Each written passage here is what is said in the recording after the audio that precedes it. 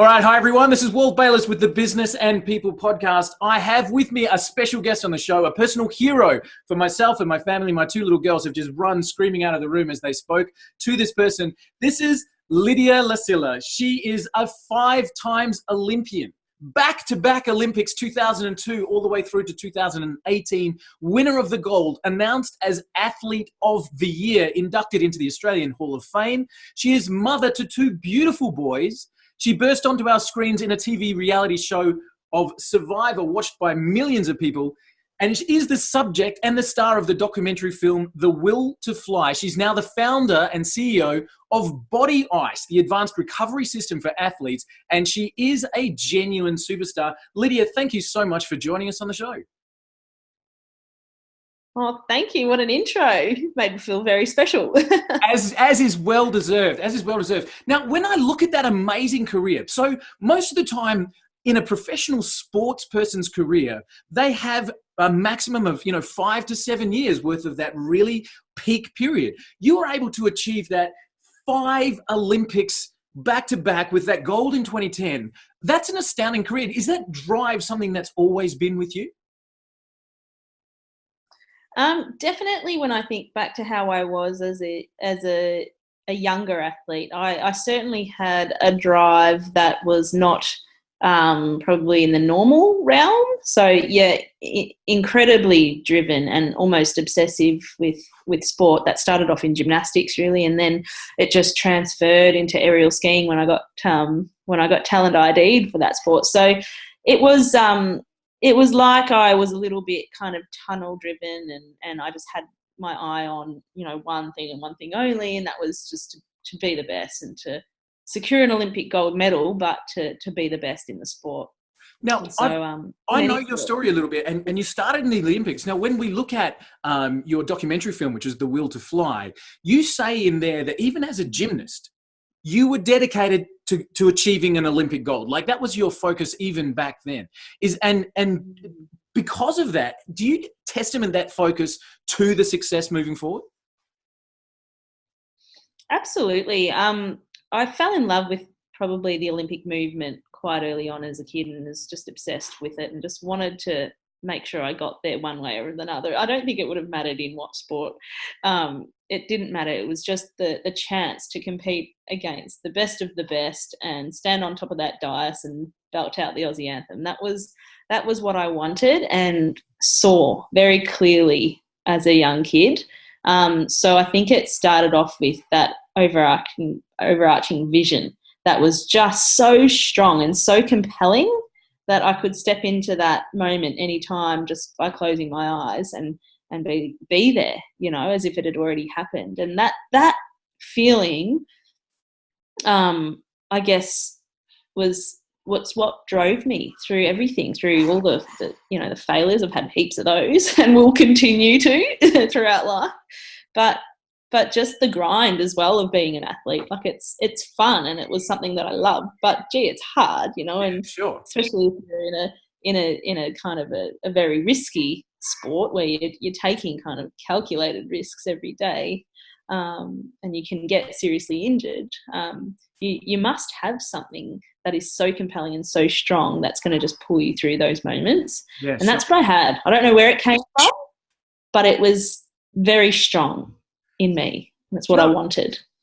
When you're talking about the risk, and especially in the freestyle aerial skiing that you were famous for, and the calculated risk, you're looking at that jump, that massive height, the will to fly. You're in the air. Is there a method that you go through to deal with fear, or were you so far past that it didn't even see? Absolutely. And when I first started the sport, I was really quite kamikaze. I was quite reckless with my body. I didn't really understand that to have longevity, I was going to have to really look after it. And I wanted success just instantly. I wasn't prepared to wait for it. And I think that's, I got injured a lot when I first started. I got good really quick because I was willing to take risks and I was willing to do 3 times the volume anyone else was doing. But it meant that I was going to take some hits as well because I was not quite ready for it. But I think once I like I didn't feel that much fear at the beginning, and then it did start to kind of settle in once you've had those experiences, once you've had an injury, once you've had a bit of a knock and you've got to pick yourself back up, or you've had, your confidence just rocked a bit. And so I worked a lot with a mental training coach, and he was really instrumental in, for me in being able to develop the techniques to deal with fear and to obviously visualize, if I was feeling fear, visualize something, or the version of myself of where I wanted to be. So the next jump that I wanted to do, and nailing it and visualizing it perfectly and executing it perfectly to take the focus of what I was afraid of, which was perhaps crashing, or the jump that I didn't do so well before, So it was always about projecting to the future, to that stronger future self, that next perfect jump that I wanted to do. And that was my way of dealing, with fear, because it can be really crippling. Sure. It can, and I've had that before. I've had instances where it was crippling. When you feel fear, you often rush through things, and it happens really quickly, and you're not thinking straight. And so I've been there before, but I've also been, in a different experience where I was in complete control. I can acknowledge that fear was there, and I'm like, okay, I'm really scared right now, or I'm doing this new jump for the first time and it's terrifying, or it's a blizzard outside and I don't know what's going to happen and I'm scared, but I must push on. And so you can acknowledge it. And I guess another technique for me was, when I felt fear, was just acknowledging and accepting it, that it's, hello, kind of fear. Thank you for showing up. What are you trying to tell me? Yeah, right. Yeah. And then I'd talk to it that way. I'd be like, okay, what do you want me to know? Why am I feeling this way? Oh yeah, okay. You want me to focus on my technique, or you want me to take some deeper breaths and calm down? And there's all kinds of ways you can convince yourself that you are scared, or you're feeling fear, but you can talk your way out of it. Yeah, right. Or you can talk your way into a bigger hole if you want to. Yeah, as well. sure. But it was always that tiptoe between, okay, negotiating. Yeah, right. Thanks for being here. I appreciate it, but let's get on with the job anyway.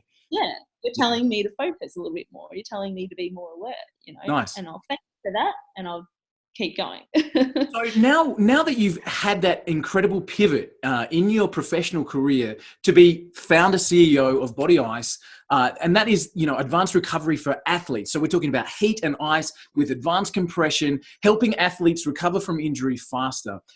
When we look at your career, and we've talked already about incredible focus, amazing drive, and then the ability to deal with fear as a process, have you found those things have really helped you in setting up Body Ice and transitioned into a business well?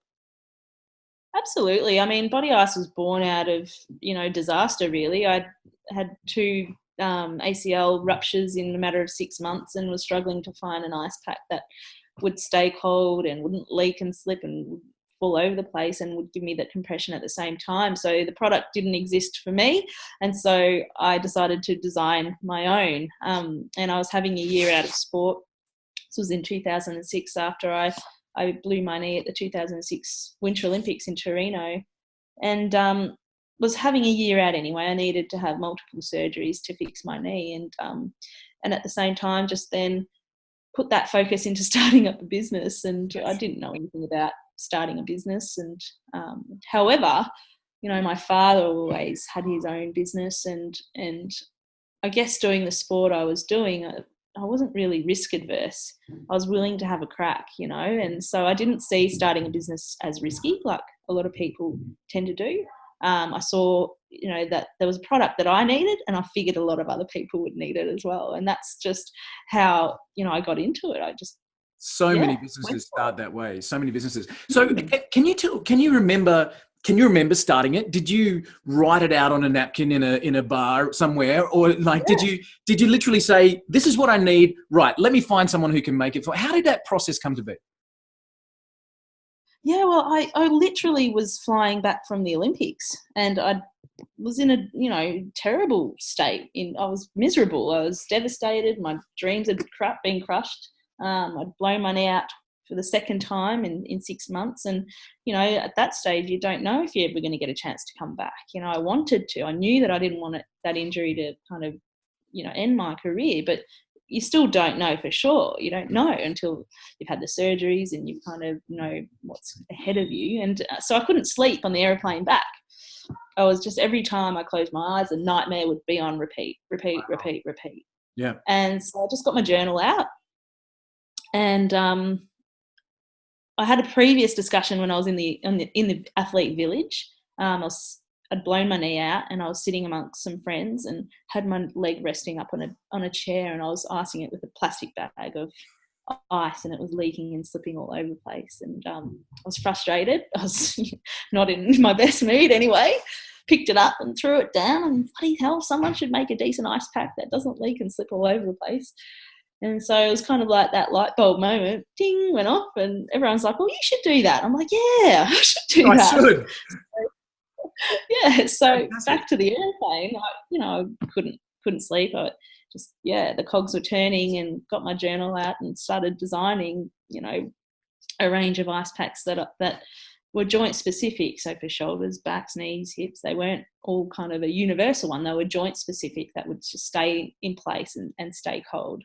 And just started sketching the designs. Got home, had surgery and on crutches, you know, going into different Clark rubbers and material places, trying to find the material that I needed and making some prototypes. I'm no sewer, so it was kind of more about cutting things out and and tried to find some manufacturing in Melbourne and had no luck. So stumbled across Alibaba in China and ended up going to a trade fair and went over there. I'd just been off crutches and met with different suppliers and manufacturers, and really just got it done. Took my designs, got some samples back from different manufacturers and chose the best one and just went from there. Wow. So I pretty much just dove into it, and it was great at the time because it took my mind off, you know, the reality of where I was as an athlete, which wasn't in a great place, and it was a place of uncertainty. But it gave me, I think that year off was fantastic because it gave me perspective. It gave me a chance to, you know, step back and realise, okay, sport is not the only thing in my life. It's not the only priority. And if I want to be successful in sport, I probably need to have a bit more balance. I was just so kind of tunnel driven that it really was, you know, the best thing that happened to me. So cool. Pretty much, yeah. I'm going to come back to that in just a minute because I think that's a powerful thing that I want to dig into. When did you know that Body Ice was going to take off? When did you know that you really had got something that was worthy there? Well, I thought, you know, I'd be kind of, you know, pitching it to sports teams and athletes and physiotherapists and things like that. But I put an order in. I had no idea how I was really going to go to market, but I put the order in, got the product off the ship, walked into my my knee surgeon's office. I had an appointment, and I had one strapped on because that was the beauty of it. You could strap it on anywhere. I'd be in the car. I could still ice from the gym. And, you know, I had that mobility kind of while icing. And I walked into his office like, what is that? I'm like, oh, it's Body Ice. It's my new, you know, ice packs for injuries, and they're all joint specific. And he said, I'll order 500. Thank you. And I'm like, amazing. Wow, that is so cool. So I pretty much stumbled into my target market, and he's ordered 500 every 3 months for over 10 years now. Wow, that's amazing. And so orthopedic surgeons really became my target market because I wasn't only after the athletes. I was after the 70-year-old having a knee replacement and the 90-year-old having a hip replacement. So, you know, you're getting everybody. You know, the kids packs there as well, like the 9-year-old at school with a scraped knee. I mean, that's just amazing. Yeah. What's the biggest order so far? In terms of single units. So yeah, in terms of volume. Like what's the one that you opened the order and just went, oh my God? Well, we actually have a women's range at the moment, which is doing really well, and that's for post-birth recovery. And so we're in baby bunting with that. And I remember getting the first order for that and going, wow, It's this got is so really many cool. zeros.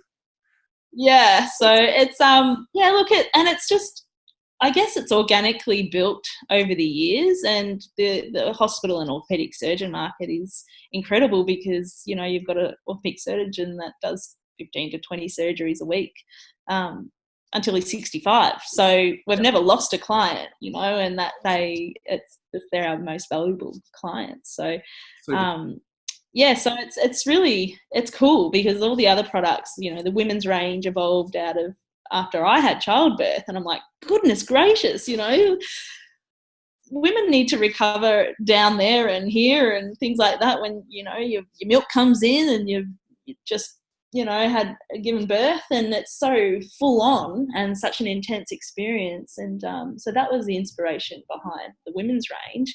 Again, it was scratching your itch. It was like the product that you needed to be able to. Yeah.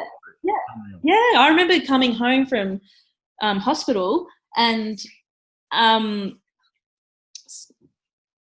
I came home from hospital and my milk had come in, and I reached for one of my ice packs, my ones that I'd used for recovery range, and you know, I just put them on. I'm like, oh my god, that's so much better.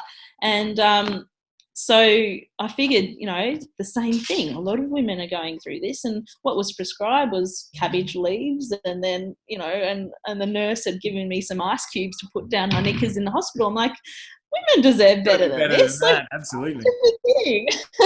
So that was the inspiration behind that. And then, of course, my, you know, baby grew into a toddler and was bumping himself all the time and falling and needing that instant comfort, you know, but they, like, little kids don't like to ice. No. They don't like it. So I've developed some really fun, cute, you know, ice pack characters that had straps and would stay on and become their best friends. And so that's the inspiration from the, you know, the Body Ice Kids range. So everything just evolves out of, you know, experiences, you know, and I continue to do that. Like I'm you know, I love yoga, and I didn't really like the mats that I was using, so I'm now developing a new range. It's called Zone, and it's eco-friendly cork and rubber yoga mats and accessories. So, you know, and it's just really to fulfill kind of, you know, a need that I have that I figure a lot of other people have as well. Awesome. Yeah.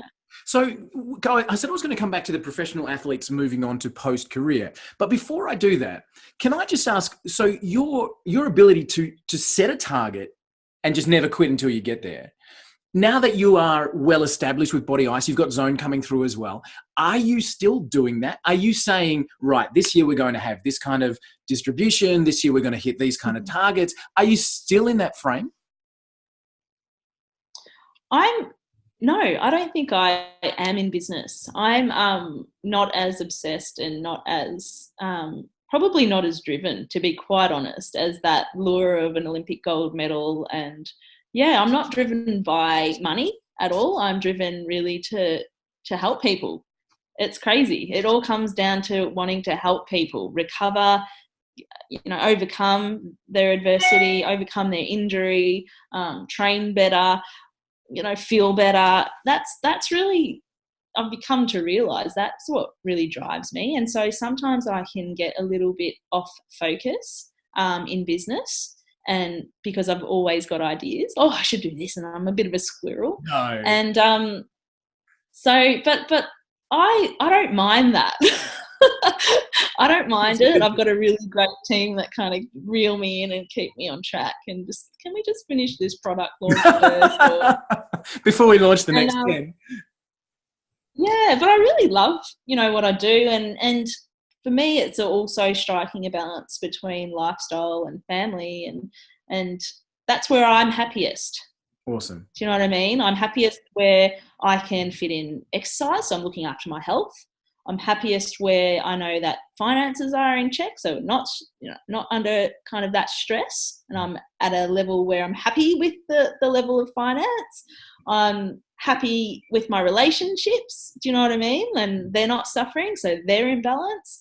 I get to do other things where I can contribute, so I mentor athletes. I'm still involved in sport. I help at our local school. You know, I do lots of other things where I can feel like I'm giving back and contributing. And I think if you can strike a balance between all that, that's what we're ultimately wanting. Yeah. Everyone wants work-life balance. And I really feel like I've nailed it. I've nailed the transition from sport into real life, because I've got that balance. Fantastic. And if I wanted to go just straight business and focus on that, something else is going to give. My health or my family life or my relationships or my ability to pick up and go and travel, and I don't want that. Awesome. And you can see that that's lessons learned from that soul blinkered focus that you were talking about earlier. So I'm coming back to the athletes and their lives after sport. Do you have any, I guess, guidance for people who find themselves in that situation? They might be, they're playing at that unbelievable level and they're looking forward and they're thinking to themselves, it could be just an ACL ligament away from whatever. Do you have anything that you could offer to people who find themselves in that position? Absolutely. Yes. I would encourage, the 16-year-old to think about transition a lot earlier. So I would encourage, whether that's further education or finishing your study or finding something else in life that you really like and are interested in doing, and not waiting to kind of chase that. Right. And sporting institutes and organisations and federations are now realising that an athlete does need to have balance. They do need to have other interests, and that will give them balance as an athlete, ability to earn an income, away from sport, which then takes the pressure off and allows you to do sport because you love it, because you want to be there. And I think that's really important, is to have that balance. You need your family around. You need that support network, whether it's your physios or your mental training coach. And you need to have something else that you enjoy kind of sinking your teeth into, whether it's writing or music or business or some form of other study that, that you can kind of strike that balance. Take your mind off sport for a little bit and then refocus it and dial it back in. I think that's a really important skill, to be able to turn off and then dial it back in and focus when you need to, and compartmentalize between the different priorities in your life. Yeah. And that's how I believe that I was able to have the longevity that I did. Awesome. And I think, as I mentioned to you before we pushed the record button, that the majority of the audience are people who are driven, entrepreneurial, achievement kind of focus. And I'm thinking, as you're talking there about professional sports people, I see so many people in the founder startup kind of entrepreneurial space that have that same blinkered vision. It's that 20 hours a day, no quit until it's done kind of mentality that we find in that professional athlete thought pattern. And what you've just said there about having that ability to look outside of that scope will give them a lot more longevity in a business frame as well as in a sporting frame, I think. And just in a life. In life, yeah, exactly. You know what I mean? Like we all want balance. We all want to be successful, but we don't want our families to suffer because of that success, or we don't want our health to suffer because of that success. So we're all trying to chase balance ultimately. And there's times where you can dial up the business side of things and really put your foot down. And then times that you need to dial it back down again and hang out with the family, or get into a better exercise routine or a sleep routine or whatever that is, because that makes up ourselves. I think definitely. And if you're burning, it's all important to me. It's all important. It really is. So I'm not willing to sacrifice those things. Because I like my life as it is, and I'm not lazy in business, but I don't have the killer I had as an athlete. And I think it's just dormant. I think it's because I'm perhaps just had, I was go as an athlete for so long and so driven to that goal that I feel like right now I'm in a little bit of a dormant, less competitive kind of time of my life, where I'm just happy to keep tinkering on my business because they work and they do well. I'm tinkering with new products, and there will be a time where I'm right. I really have to dial that up and put some more energy. I can see that at your son's soccer match. In fact, I can feel the dial when he's out there on the field. That switch will flip. And then you'll be on, Yeah. full on. I can see. I'm like, what are you doing? It's going to be full on. I love it. Lydia, I'm conscious of your family time because I know I've interrupted that with you and your beautiful home there in Melbourne. If you had the opportunity to give advice to a group of entrepreneurs, people who are just starting out, they've got this idea like you had back in 2006 of something that the marketplace needs that they could find for themselves. What would your advice be to that person for them to have the best chance of that success? Obviously find out about, any competing products. Is there something that exists that is quite similar, or are you bringing something new to market? I always want to bring something new to market. I always want to bring a product that actually works. It's functional. I don't want to bring out some rubbish that people don't like, and the quality of the products is really important to me, whether it's a service or a physical product. I want it to be durable. I want it to last. I want it to be a product that people really find value in. So I think start there. Yeah, absolutely. And then figure out the rest, and that means getting the right team around you to be able to execute and grow and scale. So I really believe it's got to start with a direct passion for that product and a problem that you're solving. Nice. I'm always trying to solve a problem. And I think that's a good place to start. I've got 3 more questions and I had only 2, but you commented there. I'm going to throw in a third one. You mentioned about putting the right team together. How do you do that? How do you choose the people that come along for the journey with you? And who was the most kind of important hire for you as you got started? Yeah, look, it's not easy to find the right team. And something unique, I guess, about my business setup is that because I was running the business from my laptop and wherever I was in the world, I'm driven to work from home. That's how I work. I don't want to be in an office at all. And so the people that I bring on board have to be able to work from home as well in a satellite team. We communicate every day. We catch up physically every so often, but not every day. And so the people that I bring on board have to be able to, be self-driven, and I don't want to be kind of breathing down their back to get their work done. Yeah. So it's a little bit unique, but I think it's almost the way the world is going. More and more people are working from home. It's not 9 to 5. I outsource a lot, but I've got a core team that are really, really driven. And when I'm away, like the business is like it's their own, and that's the people I want on board. Do you headhunt or do they come to you? No, I haven't started headhunting. I think I might have to soon. Oh my God! I've awakened the beast. What have I done? There'll be letters flying. I'd like to. I guess for me, that my next step is to. I've actually never had a business mentor. Okay. So that is a real priority at the moment. Someone that I can bounce ideas off, and someone that's worked, multiple businesses for and someone that is a lot smarter than me. I would like to find that person and have them in my corner. Nice. I think that everyone needs someone in their corner. So and I just want to learn. I want to continue to learn. And there's, I'm kind of limited in what and you've got to kind of figure everything else out. But I think a mentor is really important, and that's something I've never had in business. I've had it in sport, and I know the value of them. So it's a matter of finding the right one in business as well. For me, that's the next step for sure. Did you choose your coach when you were, or did they come? Did you naturally gravitate towards each other back into the sporting world? I definitely chose my coach. I came to a period of, I guess, a point in my career where I was coming back after the knee injuries and figured, look, I might only have one chance at this. I have to give it everything.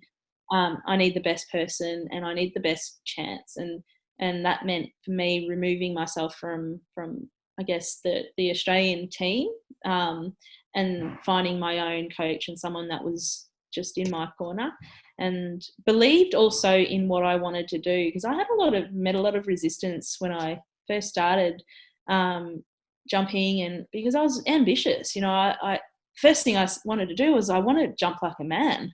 Like, I want to prove that it's possible that women can, because the difference when I first started was huge. It's a huge gap between male and female aerial skiers. And so the resistance that I got, I guess, over the years with the different coaches, well, Lydia, you don't have to do triple somersaults to win. You know, you don't have to do it. When you did the quad, what's the point? It's not the point. Yeah. I want to prove it's possible, and that's the way I want to win. So I need someone that believes in that and believes in wanting to push the boundaries of the sport. And so that's how I found Mish Roche, he's from Switzerland, my coach, and he was so excited by it for the first time in my life. Someone that was excited about me wanting to push the boundaries, not because I had to or didn't have to or whatever, but because that was awesome. That was my capabilities, you know, and that was where I wanted to see my potential go. So, cool. Yeah, so having mentors. I asked that at the time when you were talking about finding a mentor in business, because I think you've had that experience of handpicking the person that you wanted to help you. And I think because you've had that experience, you know, that'll be something that you'll be able to draw on moving forward with the mentor in business as well. So I'm excited by that. I'm looking forward to hearing. Yeah, I am too. How do you handle all the media and press? Oh, look, I live a fairly private life. I think, you know, I do a little bit of TV here and there, and I enjoy that. I do some speaking here and there, and I enjoy that. And I've got, you know, my core business, which is Body Ice. So I enjoy quite a nice balance of things. It's different, and it's all keeps me busy. But I don't think, I live, you know, in a really small town, which is 1,000 people and very private, and I can get away, and I'm not one to want to be in the center of attention. So I think if you're not inclined that way, you won't put yourself there. Yeah. And so I feel like I've got a pretty good balance on that. That's so cool. And because of that, I just really, again, I want to say thank you for the opportunity to spend a little bit of time with you. Really, you're an inspiration from what you've been able to achieve from the position and the moves that you've made to create the person that you are. I love the fact that my two daughters look to you and see someone as a superstar that's been able to step forward. Thank you so much for your time. What's the goal for you? Where are we going to see you on the horizon? I'm looking forward to hearing more, but what's the thing you're headed for now? Oh, look, I'm really excited about my new eco yoga range. I think that's really exciting. We're moving into new territories, into new countries for Body Ice too. So that's pretty busy at the moment, trying to navigate that, and a big learning curve as well, and a little bit of TV stuff as well. So there's a nice mix going on at the moment. Nice. I'm enjoying it. There's lots to do. Absolutely. Which I don't think would ever scare you. Lydia, you're amazing. You're an absolute icon. And as I said, not only from an Australian level, but for so many women who are looking at you as a champion, from so many business people who can see that growth coming through. And just from a personal point of view, thank you so much for your time and for your inspiration. It's been a pleasure. Oh, thank you. Thanks for having me. It's awesome to see you. All right. Thanks, Lydia. I'll let you get back to the family. Yeah.